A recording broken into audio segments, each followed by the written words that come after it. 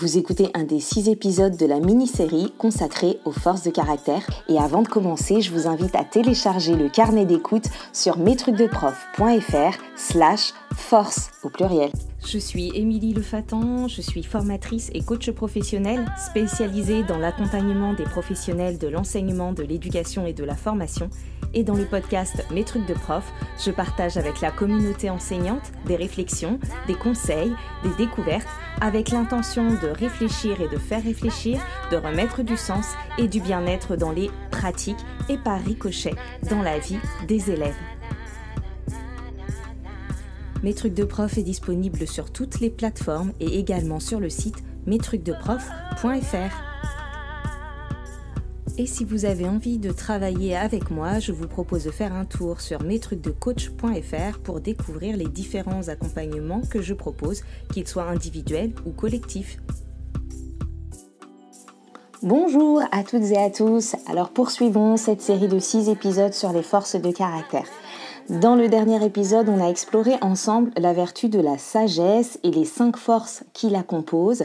J'espère que ça vous a donné envie de les repérer tout autour de vous et en vous. Et aujourd'hui, on va continuer cette série avec la vertu du courage. Mais avant de commencer, je voulais vous parler du programme Kiffe ton année, qui est un programme d'accompagnement collectif que je propose pendant 6 mois pour les profs qui veulent vivre leur année scolaire avec plus de sens, de souffle, de sérénité et de plaisir. Chaque mois, je vous y propose des ressources de coaching, une session collective en visio et une vraie communauté pour avancer ensemble. Les inscriptions sont ouvertes jusqu'au 15 août 2025 et les places sont limitées pour garder un groupe à taille humaine. Et si ça vous parle, si ça vous intrigue, je vous mets toutes les infos en complément de l'épisode. Donc aujourd'hui, on continue notre série sur les forces de caractère avec la deuxième vertu fondamentale dans le quotidien d'un enseignant ou d'une enseignante, mais pas que, qui est la vertu du courage. On imagine souvent le courage comme quelque chose de spectaculaire qui est réservé aux autres. Or, en réalité, il se manifeste souvent dans les petits gestes du quotidien et je suis sûre que vous en avez plus que vous ne le pensez. Cette vertu du courage est donc décomposée en plusieurs forces. La première force, c'est la bravoure. La deuxième force, la persévérance. La troisième, l'intégrité ou l'authenticité. Et la quatrième force, qui est liée à l'enthousiasme. D'abord, on va commencer par la bravoure. Donc quand on parle de bravoure, on pense tout de suite à l'idée d'oser et on peut aussi l'associer au fait de ne pas avoir peur. Mais en fait, être courageux ne veut pas dire ne pas avoir peur. La peur, c'est une émotion normale, saine, utile. Elle nous informe, elle attire notre attention sur des signaux de danger, elle nous pousse à questionner la situation, à évaluer les risques. Et donc l'idée dans la bravoure, ce n'est pas de ne pas avoir peur, c'est de pouvoir faire malgré la peur.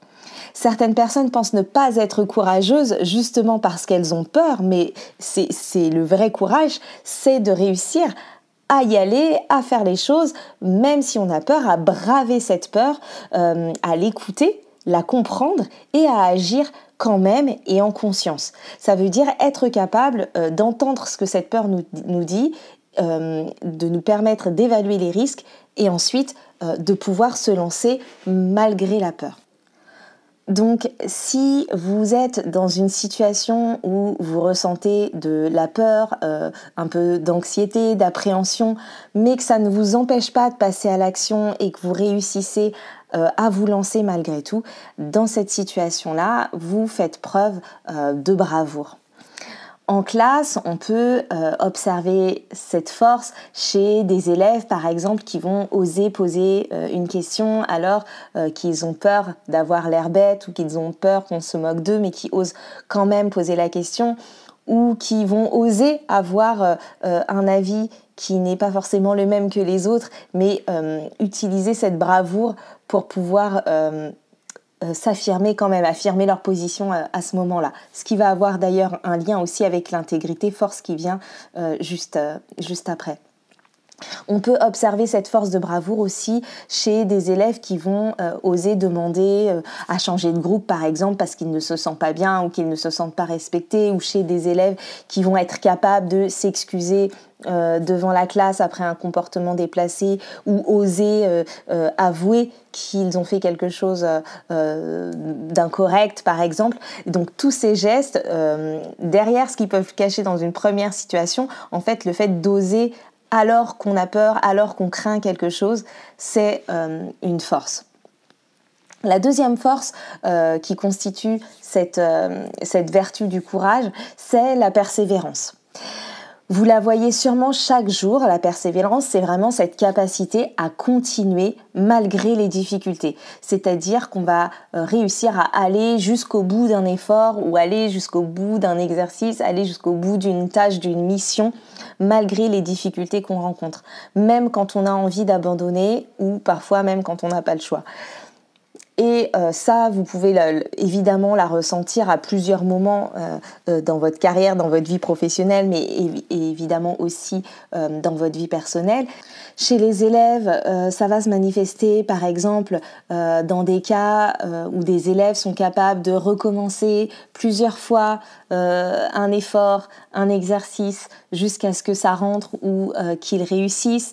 Ça va se remarquer aussi chez les élèves qui, malgré un échec, une mauvaise évaluation, vont réussir à se rattraper, à se remobiliser sur le prochain devoir sans se décourager. Voilà, il y a plein de situations dans lesquelles on observe que nous-mêmes ou nos élèves sont en mesure d'aller plus loin, de persévérer, de garder une forme d'investissement et d'implication alors qu'il y a eu des difficultés sur le chemin.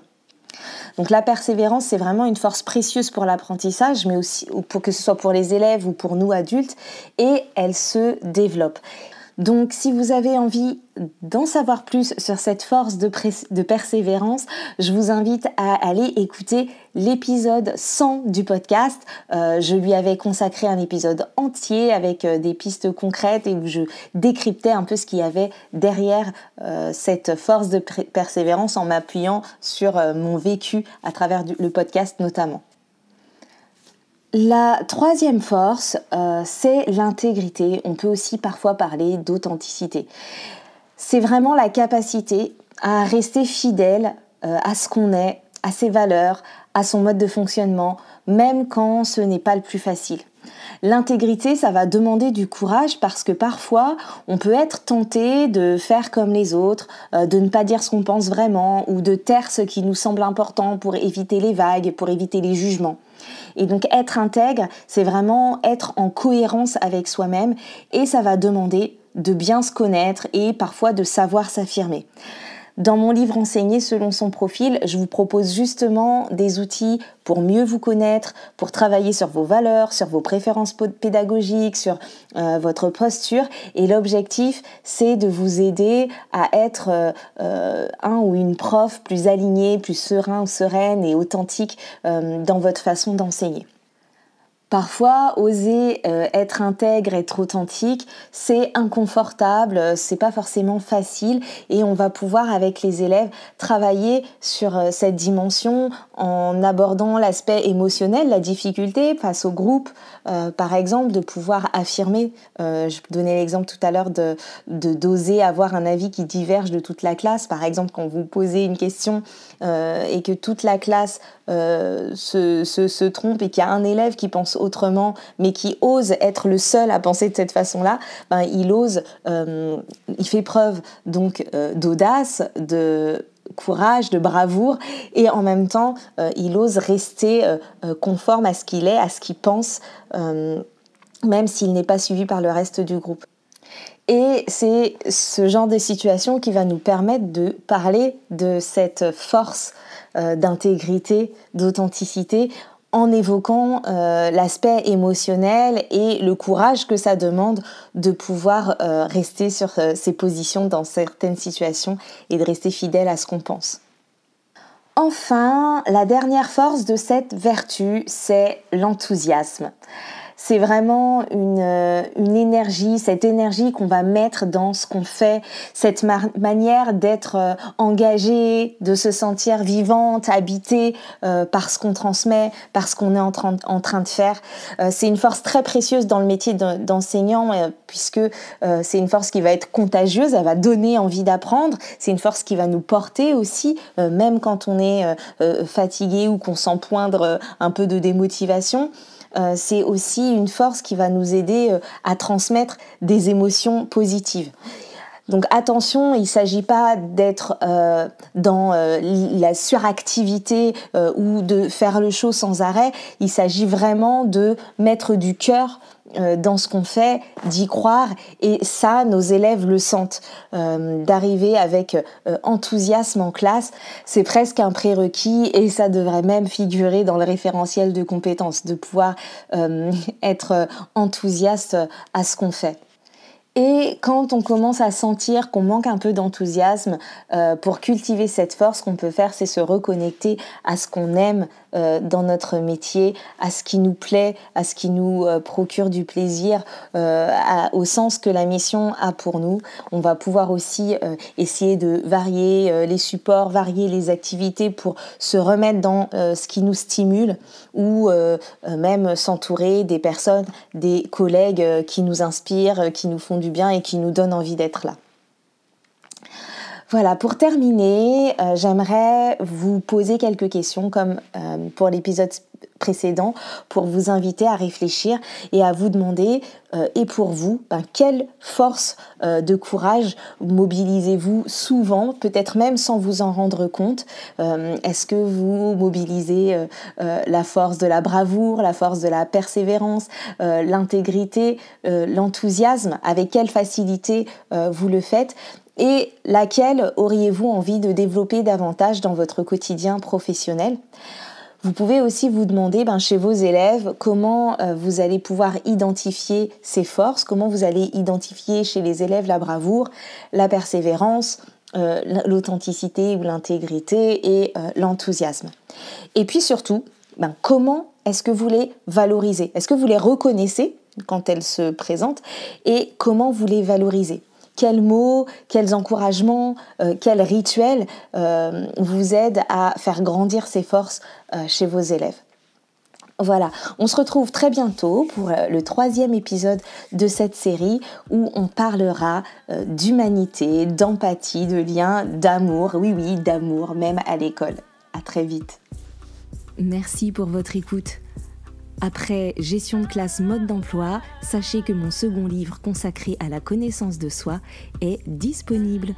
Il s'appelle « Enseigner selon son profil, mieux se connaître pour mieux enseigner » et je vous y partage plein d'exercices introspectifs pour cela. Vous pouvez retrouver tous les autres épisodes du podcast sur le site mestrucsdeprof.fr ou sur votre application d'écoute de podcast préférée. N'hésitez pas à laisser plein d'étoiles et des commentaires pour soutenir mon contenu et retrouvez-moi sur les réseaux sociaux LinkedIn, Instagram, Facebook pour suivre mes actualités. Et si vous n'avez pas envie de dépendre des algorithmes pour cela, vous pouvez vous inscrire à ma newsletter mensuelle sur mestrucsdecoach.fr/newsletter. Je vous retrouve bientôt pour un prochain épisode et d'ici là, prenez soin de vous. Bye bye.